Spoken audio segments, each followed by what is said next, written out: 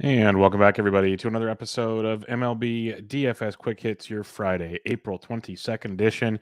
Got a massive 13-game slate on tap for you for your Friday to head into the weekend. Before we get to that, you can find me on Twitter at BDintric. If you have any questions, hit me up there or come join the free Fantasy DGens Discord.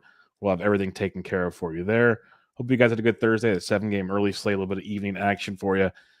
But we got 13 games, so let's get cracking. Your totals on this 13-game slate: Brewers, Phillies, 8. Rockies, Tigers, 8. Red Sox, Rays, 8.5. Marlins, Braves, 8.5. Blue Jays, Astros, 8.5. White Sox, Twins, 8. Orioles, Angels, 8.5. Dodgers, Padres, 8. Mets, D-backs, 8.5. Royals, Mariners, 7.5. So not many big totals on this slate, which makes it interesting, to say the least, as we get digging in on this. But let's talk pitching on this 13-game slate. There'll be tons of options. I'm going to try to narrow them down the best I can. We'll have to talk some more in the Discord, see lineups and all that good stuff there. You got JV, Justin Verlander at 10-5. It's against Toronto in a tournament. I see the Verlander appeal. He's been awesome, especially his last outing. He was also super efficient in his last outing. I'll take my chances and not target Toronto on a slate of this magnitude. They are striking out 23% of the time versus right-handed pitching, but I'll pass on that. And I'd rather start with Kyle Wright at $9,300 at home against the Miami Marlins. Wright's been outstanding. At least 5 innings in each start, 6 or more Ks in each start, 20 or more DK points in each start. And now you get a Miami Marlins offense that you can try to take advantage of, striking out 23% of the time versus righties.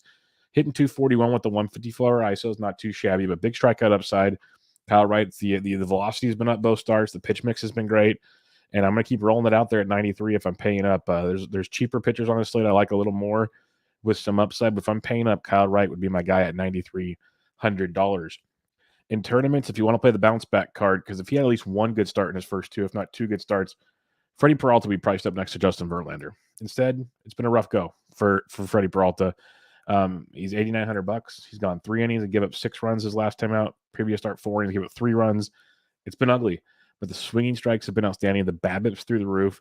You'd have to imagine some positive regressions coming sooner than later. He is facing Philadelphia, which is tricky. They're 21% K rate, 241 average, 143 ISO against.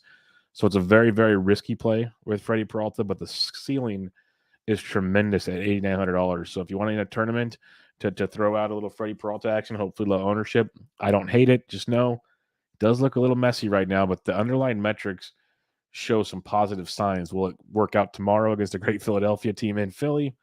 Maybe not, but this is a guy I'm really going to keep my eye on, and I like seeing this decreased price because I don't mind taking some chances once in a while. If you're doing one max, like a single entry or like a 3 max, you might not want to go Freddie Peralta. But if you're going 20 max or more, I'd make sure to have some Freddie Peralta in my life because odds are it's probably a coin toss if he figures it out or gets shelled. But if he figures it out, he could strike out 6+, at least 1 per inning. And at $8,900, if he puts up 24+ points, he's going to be in for a big, big night for you. And he's got the ability to do that. So Freddie at 89, tournaments only, massive risk. So keep him in mind. Tariq Skubal, though, $8,600 at home against the Colorado Rockies. Skubal coming off 5 2/3 strong innings with no earned runs and 7 Ks against the Kansas City Royals. And you got a Royals team that is just struggling tremendously offensively. 25, or no, he's not facing the Royals, though. He's facing Colorado. Royals are struggling, though. Colorado's striking out 19% of the time versus lefties, hitting 281 with a 107 ISO, so not much in the power department there. And they haven't played a ton of road games just for fun in this small sample we have here at Colorado.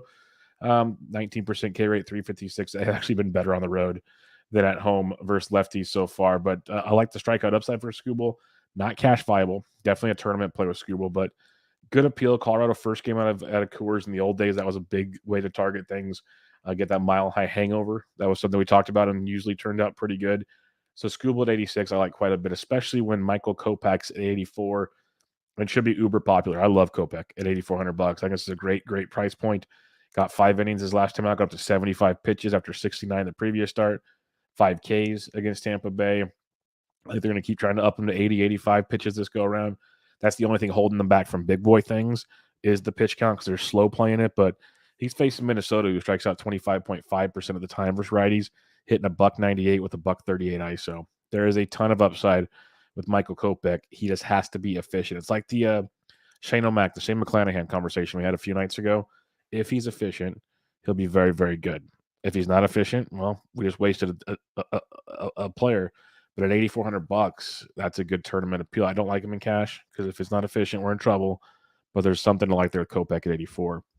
Brad Keller, $8,200 at the Seattle Mariners. Keller has been great his first two starts, 6 innings or more in each start, 2 earned runs or less, 5 Ks in both starts, Detroit and Cleveland, 19 or more DK points, $8,200 brings a good floor to this matchup against the Seattle Mariners, a Mariners team that striking out 20% of the time versus righties with a 235 average. So Keller at $8,200 is the guy I have circled to highlight this evening.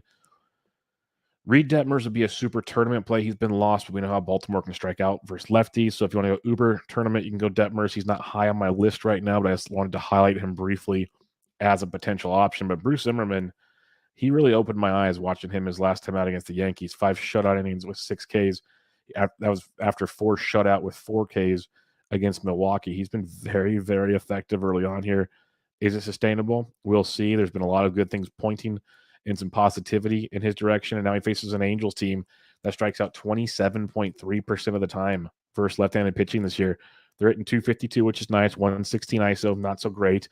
But that massive strikeout rate for Bruce Zimmerman is showing at least a K per 9, if not a little more, at $7,500 does bring some nice appeal to it on this slate. Now, when you go below Bruce Zimmerman, it gets tricky. Like, if you want to go Michael Walker, you can against Tampa Bay, but he's $6,600. Okay floor, not really a crazy ceiling, but Tampa's striking out 26% of the time versus righties. So you can go Waino at 66 if you want. Trevor Rogers, similar to that Freddie Peralta discussion, Trevor Rogers is much, much better than $6,500. He had a rocky spring, and he has had a rough start to the season, coming off an inning and 2/3, 7 earned, 4 walks, 3 Ks against Philadelphia. It has not been pretty for Trevor Rogers. Not sure he's ready to figure it out just yet, but it's an interesting matchup versus Atlanta. I prefer Walker over Rogers, but if you're making a bunch of lineups, you can keep an eye on Rogers as well. Other than that, not a ton I'm loving down below. We'd have to see lineups. Maybe somehow Glenn Otto becomes a play at $5,800, but I don't know if I'm going below Bruce Zimmerman at this point in time. So JV, you can go out at 10-5 if you want. Tournament only. I'll pass. I'll go to Kyle Wright at 93. Freddie Peralta is an intriguing tournament play. Scooble at 86. Love Kopech at 84. There's no other risk in the innings or the pitch limit. Brad Keller at 82 has got a good floor to him. Detmers in tournament. Bruce Zimmerman is pretty fun as well. So nothing like great on this slate, but there's about 6-7 guys you can definitely pen together and build some fun lineups and at least save some cash if you want to get some bats on a 13-game slate. And it's weird because all the totals 8.5. You think there'd be better pitching, and maybe they'll pitch better because the ball's not traveling the way it once was. But definitely some not so big names in some weird spots. So keep an eye on lineups and see what comes up to maybe tickle our fancy as we go on. The bats on this 13-game slate. Catcher's position, you got Salvi at 51 is intriguing, but Sean Murphy went deep again on Thursday. He's $4,900. Nice pay-up spot if you choose to go there. But otherwise, I go to save some cash here. You can look at Grandal at 42 if you're stacking against Bailey Ober. He's an option for you, or below 4K. Francisco Mejia's $3,800 versus Waka. If you're not using Waka, Mejia's in a good spot there at $3,800. Farther down the 3K range, and we'll probably start heading into the 2K range because there ain't a lot right out the gate here. But Zach Collins, $2,900 versus Verlander. It's interesting. I like Verlander, so I'm not running to do that. Joey Bart, he's day-to-day. If he cracks the Giants lineup, he's $2,800 versus Patrick Corbin. I like that quite a bit. Again, Gary Sanchez against Kopech, though, which is a bummer, but he's super cheap. Tucker Barnhart's $2,300 for Sensatella. He'd be a punt for you as well. And then Travis d'Arnaud's only $2,200 for Trevor Rogers. Might be your best value at catchers by far. He's swinging the bat well. Braves continue to be priced wrong on these DK slates. So Travis d'Arnaud at $2,200 is a great value at the catcher's position. First base, you got Vladito at 61. You can definitely go that direction if you so choose. Freeman's starting to get it going as well, but you can save some cash also. There's a lot of 5K guys this week, or this Friday at least, but I'd go down to Josh Bell in a Giants bullpen game. Like DK right now has Beatty here. Beatty threw an inning and 2/3 on Thursday. Doubt starting for the Giants on Friday. So it's going to be a bullpen game. Josh Bell at 47 is someone to keep in mind for you. Matty Olson at 43 versus Trevor Rogers. He can get lefties just fine. But a good contrarian play is G-Man Choi at $4,200. He's mashing this season. He mashes right-handed pitching. So you can give Choi a look at 42 hundo. Most will not play him at that price point. Going up against Michael Walker, he'd make for a nice contrarian play at 4,200. Going below 4K, Keston Hira, 35 against Ranger Suarez. I like Ranger Suarez a lot. He could be a contrarian play as well on the mound, but Keston Hira does hit lefties okay. He's 3,500. Miggy Cabrera's one hit away from 3,000. He's 3,500 versus Sensatella. That can be another good spot for you in that one. Nathaniel Lowe at $3,300 versus Aller. I think Texas has a fun stack. It sucks it's in Oakland, but they're in Safeco right now in the sixth inning. They're up 6-5, so they're putting up crooked numbers a lot this year in Texas. So Nathaniel Lowe at $3,300. Nathaniel Lau, I should say, is a fun value. In his matchups, Mr. Torkelson's only $3,200 for Sensatella, so some good value with him. Farther down, you got Christian Walker at 3K versus David Peterson. Hunter Dozier's 29 if you're stacking. These are more stacked plays. Nothing like the value I like, though. First base outfield, Josh Naylor for Cleveland. Going with Jameson Taillon. I like the fade Taillon again. And Naylor's been swinging it really well since coming back off the IL. He's hit safely in 3 straight games, 2 hits in each of those 3 games, 8 or more points, 10 or more in the last 2. Lots to like there with Naylor at $2,600 going up against Jameson Taillon. First base outfield eligible for Mr. Naylor. And that'll wrap us up at first base. Second base, Jazzy Jazz got the lead off on Thursday. Went to Ding Dong City. Love seeing it. Jazz Chisholm. He's 5,500 versus Kyle Wright. Tough to pay for. But saving some cash. You got a bunch of 5K dudes. Muncie at 51 is not bad versus Nick Martinez if you want to go there, but I'll probably just look to save and look for stacks like Ozzie Albies versus a lefty. We always like. He's only 4,600. Jeff McNeil's been raking. We talked about it. He got a price bump. He's up to 4,500 versus Gallen. I probably prefer Albies about at that price point, but both are in play for you. Marcus Simeon's $4,100 versus Aller. Simeon's gone off to a slow start, but that's still a pretty good value going up there in a good matchup versus Aller of Oakland at 4,100. Farther down, though, Gleyber Torres at 39 versus Eli Morgan. The Yankees let everybody down on Thursday. They're in a great spot again on Friday. So get ready to get your hearts broken once again. Tony Kemp, second base outfield eligible at 3,600. He continues to be a cheapie in that mid 3K range. I mentioned Keston here. He's first base, second base eligible at 3,500. You can go that direction. Nick Solak went deep on Thursday night. He's $3,300 versus Aller. Solak, second base outfield eligible. If you want some multi-position. Another value I like, Sheldon Noisy, second base, third base for Oakland. I mentioned him a lot. He went 3 for 4 on Thursday. He's a 3K in that matchup versus Glenn Otto. So Noisy's a good value at second base and third base for Oakland. And then other than that, I'd have to see lineups like to see if any of these guys really pop, but nothing that stands out too much at this moment. Third base, J-Ram's always in play. Dude just keeps mashing. He's $5,800 versus Taillon. I like that a lot. I also like Machado at 54 versus Urias. I'm not a Urias believer, so that's a good spot for Machado. I'd rather have J-Ram, but both good looks at their respective pricing. But sliding on down, Eduardo Escobar, the Mets could definitely be in play again. Escobar's 4,700 versus Gallen. Don't hate that in his matchup. Heimer Candelario, slow start, but he's 4,100 versus Sensatella.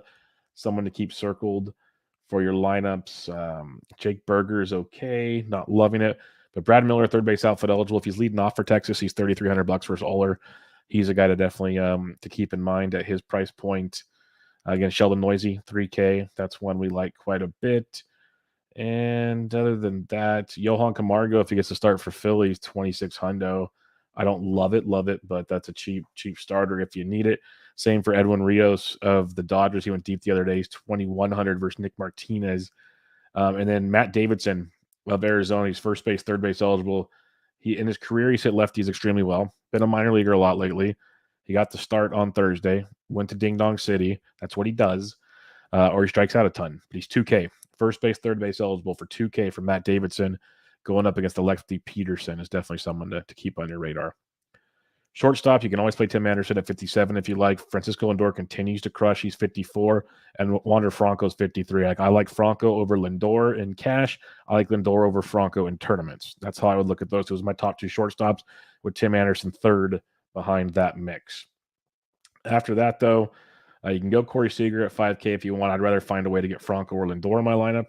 But if you can't, Seager's just fine. And then value-wise, Jeremy Pena at 42, I loved leading off with Altuve out. It's a really great spot for Pena. He's hitting phenomenally in his rookie season, so keep him in mind at 4,200. Some other ones to look at. This is a daily thing now. Shortstop is very top heavy. If Alan Trejo starts for Colorado, he's 26 hundo. He's second base shortstop. He's a guy I got a soft spot for because he's cheap and he's been quasi productive. So he's a guy. But for the most part, you're paying up at shortstop. That's just what we do time and time again. All right, let's get to the outfield. I see a listener question. I will get to that when I finish picking all this up for you.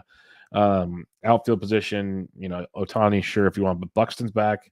I'll play pass versus Kopech, but he makes for a super contrarian play. Like, I'd rather pay $6K for Soto if I'm paying $6K for anybody. I just love this Flora Soto with the upside. Lubob left or has an injured groin apparently, so keep an eye on that situation. That's a bummer. But Yordan Alvarez at 5,600 is one of my favorite pay-up spots on the slate going up against Ross Stripling. That's a great spot. If Freddie Peralta is broken, Kyle Schwarber at 55, Nick Castellanos at 54 are both really good. I prefer Schwarber over Casty, but both really, really good spots. Going down to the low 5K range, you got the likes of Giancarlo at 51 versus Eli Morgan. That's one you can go to. Oh, poor Connor Joe. Remember we had him so cheap? He's up to 5K now. Kind of takes him off the radar, folks. That's a bummer. Randy Rosarena's price is skyrocketed up to $4,800, but he's swinging it very, very well of late. So keep him in mind at 4,800. I don't mind that one bit. Fran Reyes woke up a bit on Thursday, so keep an eye on him at 4,700 in your tournaments against Jameson Taillon. Same with Miles Straw. He's got a great floor where Franmil's got the ceiling, and he showcased that ceiling on Thursday. So maybe that's a thing to come for Franmil at 4,700 after the very slow start that he had. Nelly Cruz went deep on Thursday. He'd be a part of your Washington stacks at 4,400. Benintendi at 42 is always on my radar. Same with Kutch at 42 versus Ranger Suarez. I prefer Benny out of those two. Austin Meadows at 42 versus Sensatella is very strong. We know how well he's been hitting righties this season, so he should get a really good spot there versus Sensatella on Friday at only 4,200, which is a pretty nice price point for him. Brandon Nimmo's only 37. That's a great price point for Nimmo getting on base, leading off for the Mets. That's a nice cheap piece of the stack as well. Our boy Lourdes Gurriel's only 37. Taylor Ward of the Angels, $3,700, raking since he's got the call up. Gets to face the lefty Zimmerman. Really good spot for Taylor Ward at $3,700. His price will eventually start going up. Mentioned Tony Kemp at 36. Aaron Hicks at 36. I said the Yankees let everybody down on Thursday. I'll go right back to a Hicks leading off at $3,600 versus Eli Morgan with that short porch in right field. So keep me in tuned with that one with Aaron Hicks. Jesus Sanchez, if you're not using Kyle Wright, Sanchez is only 3,500, went deep again on Thursday. I think he had 3 more hits again. The dude is crushing it right now. Great tournament play at 3,500 if you're not using Kyle Wright. I don't mind Joe Adele in a tournament at 34, going up against the lefty Zimmerman. Adele's been slowly swinging the bat better, and he even stole a base the other night, but he's hit safely in 3, 4, 5, 6 of his last 7 and 8 of his last 9 ball games. So it's really worth noting he's starting to slowly get clicking. It looks like no big games, no massive hits, but slowly getting it going at $3,400. Someone to definitely keep an eye on. Gavin Lux at 33. He's day-to-day with the back issue. He'd be a good spot there versus Nick Martinez. Mentioned Brad Miller at 33 as well as one to keep an eye on. Brandon Marsh, lefty, so I don't really prefer it. But Cody Bellinger at 31, I'm ready to at least acknowledge the fact I was pretty wrong on belly bombs as he's been raking right now. A lot of multiple hit games, lots of extra base hits. 1, 2, 3, 4, 5, 6 double-digit DK games in his last 10.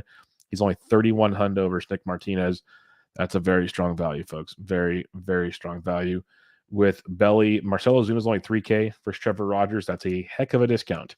He's hitting some of the hardest baseballs out there, and the results aren't showing. So Ozuna at 3K is a phenomenal discount on this slate. Raimel Tapia, if Springer still has leading off at his first Verlander, though, so keep that in mind. If you want to go there, you can. I probably don't. I'd rather have Ozuna at 3K.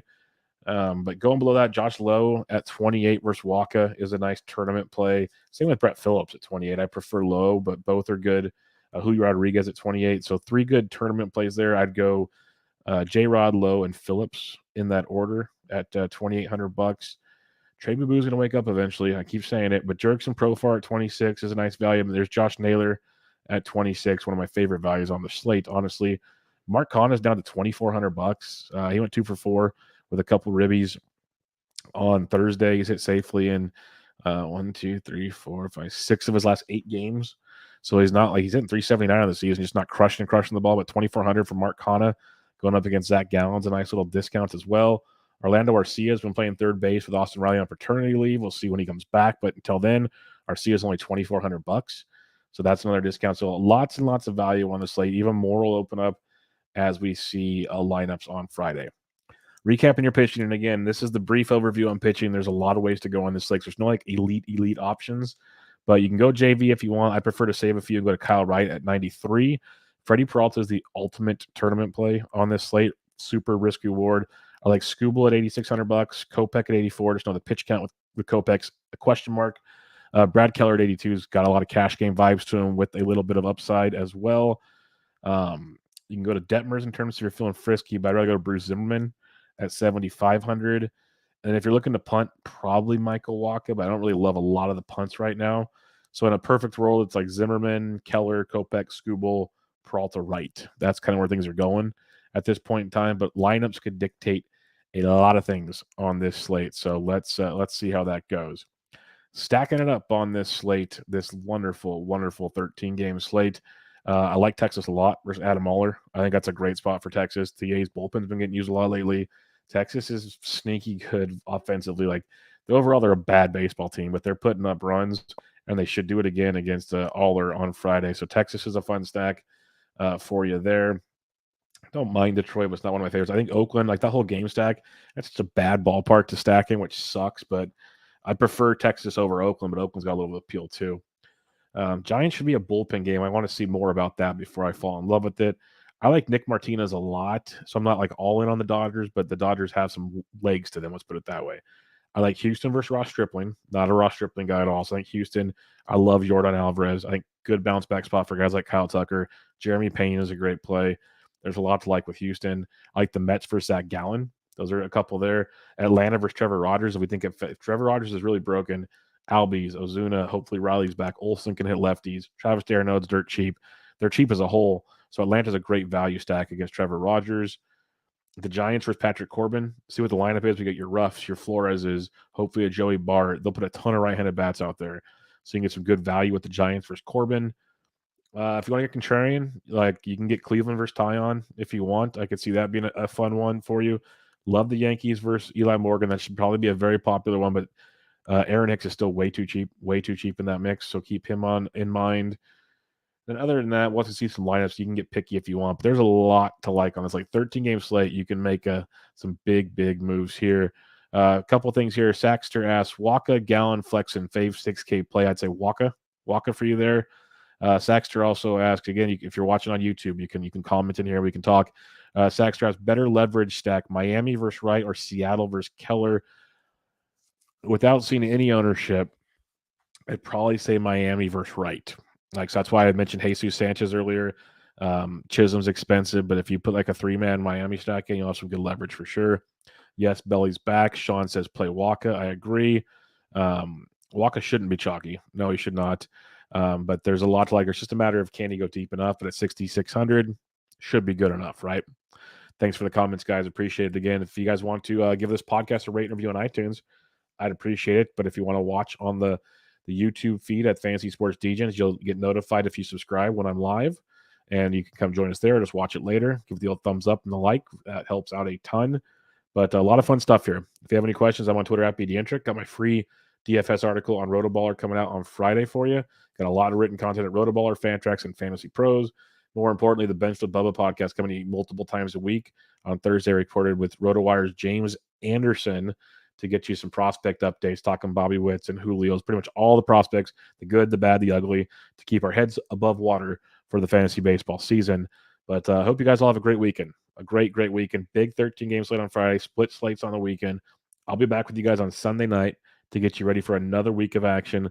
But for now, everybody, this was MLB DFS Quick Hits, your Friday, April 22nd edition. I'm out.